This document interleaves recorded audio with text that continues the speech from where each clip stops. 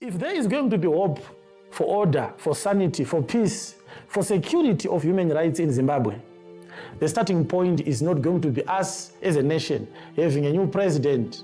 No. Zimbabwe's solutions are not going to start from the ballot paper. Our starting point is when we gain our humanity and realize that when the police are beating one Zimbabwean, it is the responsibility of every Zimbabwean to rescue that Zimbabwean from the cruel, ruthless, barbaric acts of the police, which are also illegal. When the soldiers start beating up people in town, and those who can afford to run, they are running and leaving our elderly mothers and elderly grandfathers who cannot run against the soldiers to be beaten up like what we are seeing in that image. We have lost our humanity. And Zimbabwe is a caged nation until somebody speaks sense to us and tells us that our division is our greatest devil and not mismanagement of the ruling elite in our national affairs.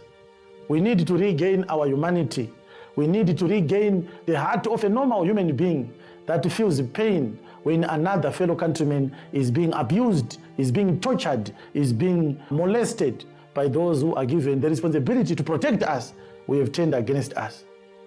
I want to tell you today that if Mary Mbaiwa dies in her current state, her death becomes the seal of the case that we already have because of our ineptitude, because of our apathy, and because of our subservience, our complacence in the face of these horrendous acts perpetrated by monsters who are masquerading as God-ordained leaders. How does a bulldozer destroy houses in a location which is populated with more than 50,000 people? How do two bulldozers driven by two men destroy 10 houses in a location with thousands of residents? How is that possible?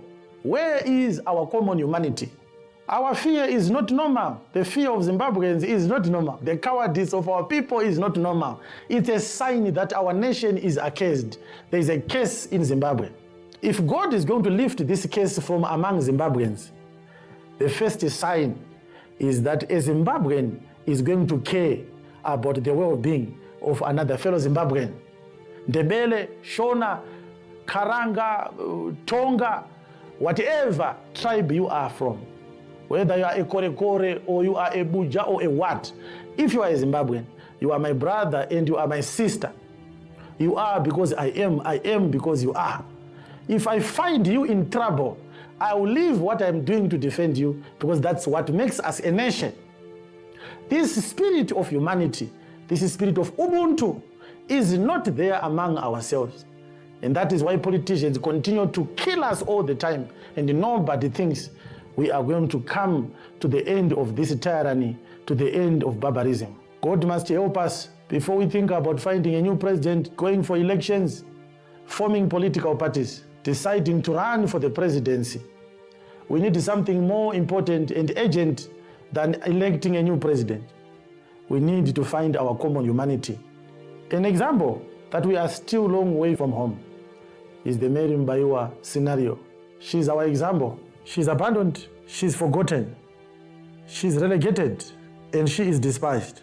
And what Mary Mbaiwa is going through, every Zimbabwean who has been abused by the government of Zimbabwe, they have experienced the same. You are tortured, nobody cares about you. If you want the media to cover your story, you have to bribe them. Some of us, we will never bribe them. That's why they will never cover our stories, even when we go through very, very serious challenges in the hands of a repressive state. The difference is that God is using her to speak to Zimbabwe. When you look at Mary Mbaiwa, my brother, my sister, if you are a Zimbabwean, you are seeing yourself. Whatever they are doing to her, if it has not happened already to you, very soon it is going to happen to you. If your question is, what should we do now? My answer is, the Zimbabwean people have power to stop Mary Mbaiwa's abuse by the state. And the Zimbabwean people have equally enough power to stop anybody's abuse by the state.